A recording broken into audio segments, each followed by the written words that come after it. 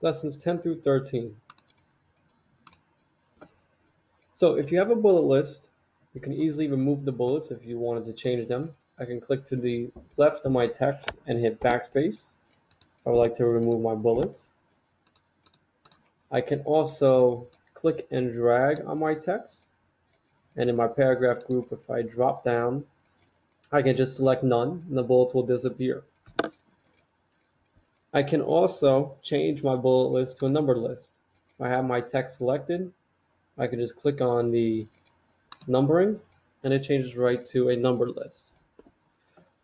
A quick shortcut with your keyboard, if you're in a placeholder, as I am in now, if you hold Control and the letter A on your keyboard, I can quickly select the text in my placeholder. So instead of clicking and dragging, if I just select Control and A, all my text is quickly selected. So a quick shortcut to make your life a little easier. In your paragraph group with the bullets and numbering, if I click the drop down, I have more options here. I can select different bullets, as you can see. I can change the size of the bullets to whatever percentage compared to the text that I want. I can also change the color of my bullets and numbers. I can also include a picture. So instead of having just a regular bullet or a number, I can include a picture. Microsoft gives you different pictures that I can select from, or if you want to import your own picture and make that a bullet, you can if you select import and you can insert pictures. Cancel out of there. Moving on to lesson 12. If you want to keep note. Dragging pictures can be hard if you want to make them correctly centered or correctly aligned with another picture. To make it a little easier for yourself, if you go to the View tab, and in your Show Hide group, if you select Ruler, this gives you a guide as to where you like to locate. So if you want this picture to start off at 4, you can. You can also include grid lines, which, as you can see, have popped up on my slide. Gives me a good estimate if I want to line my picture up with the associated grid lines. So options to make your, once again, life easier. As with pictures, you get the sizing handles, which allows me to drag, make larger, smaller, and this green icon here, you can see my cursor changes. This allows me to turn and twist my picture. So note of these sizing handles. If I ask you to drag a picture to line up with, say, 4 and 2 and somewhere in between, it can be difficult. You can automatically set that for you, and then Windows does the rest. If you right click and you select size and position, and from there, if I go to position, right, I can locate, or I should say place that picture 1 inches horizontally here, or 4 inches here, or if I want to change it to 2 inches and 2 inches, okay, you can see my picture moves to that exact location. I can also change the height and width here of my picture as well. And I can also do the rotation here instead of dragging the green circle. So close that, drag this back. So a little easier instead of clicking and trying to eyeball on your ruler.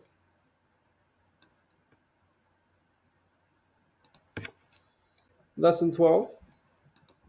If you like to insert an additional text box, if you go to your Insert tab, in your text group, we have the text box here. Text boxes are containers for text that you can position anywhere on the slide. So if I select the text box, you see my icon has changed. So I'll click and drag and make my text box. And I can insert text, say PowerPoint lesson 12, just for an example. And as you can see with pictures, I get its own Drawing Tools Format tab. And with shape styles, I can change its shape style. So I want to include that color. Same with pictures, you get the same ribbon. I can also, in my insert shapes group, edit shape to make it look more, say, like a rectangle. To make this bigger, it'd be easier for you to see. Or if I convert the shape to an arrow, I can do that. Then I can also have shape effects. I can add my shadows, glows, 3D rotation, similar to pictures. I can also, if I go to the Home tab, use the Home ribbon for text boxes. I can make text into 2 columns. I can also change the spacing in a text box. The same thing you would do on a slide, you can do in a slide placeholder, or I should say, in a text placeholder, you can do in a text box. Lesson 13, I showed you the snap feature. Remember that is in your view tab.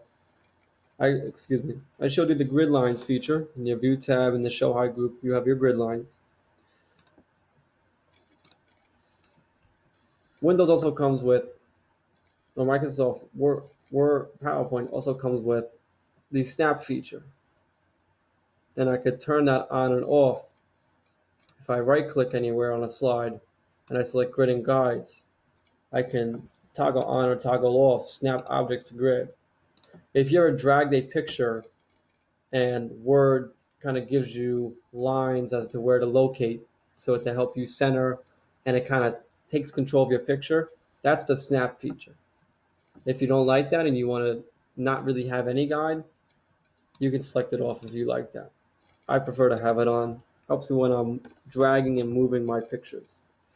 That snap feature for in 2010 PowerPoint is in the view tab, and in this view tab would be a group called the show group, which isn't here because this one's a little more updated.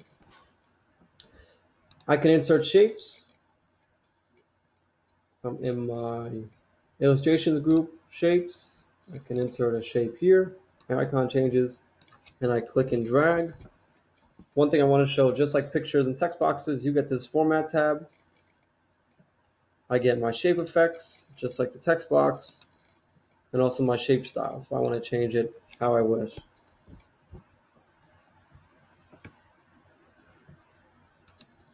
If I right click on my shape, and I can go to format shapes, here you can have more options.